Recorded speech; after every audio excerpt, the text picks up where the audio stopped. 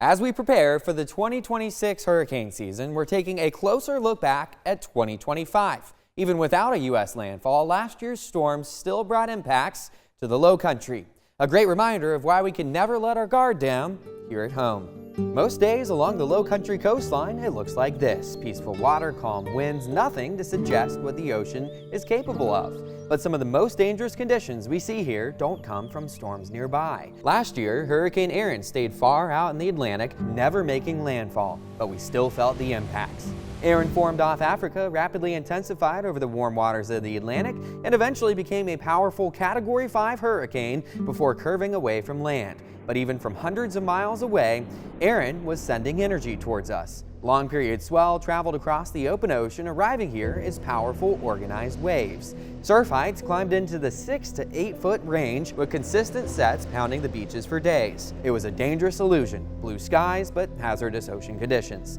Strong rip currents up and down the coast led to multiple water rescues. Rip currents kill more than 100 people in the U.S. each year, making them one of the deadliest weather-related hazards in the country. Hurricanes generate swell that can travel hundreds of miles, and the longer that swell travels, the more organized and powerful it becomes. By the time it reaches our coastline, it can still carry significant force. And as waves pile water towards the shore, that water has to escape somehow. That's what creates rip currents, fast-moving channels of water rushing back out to sea. If you are ever caught in one, don't panic, don't try and fight it. Instead, swim parallel to the shore to get out of it, and then you can make your way back on in. Erin wasn't the only storm last season. The 2025 season featured 3 Category 5 hurricanes, the second most of any year on record. And here in the low country, we were watching 2 of them closely, Imelda and Humberto. Imelda had the potential to become a direct threat, but fortunately, Humberto had other plans.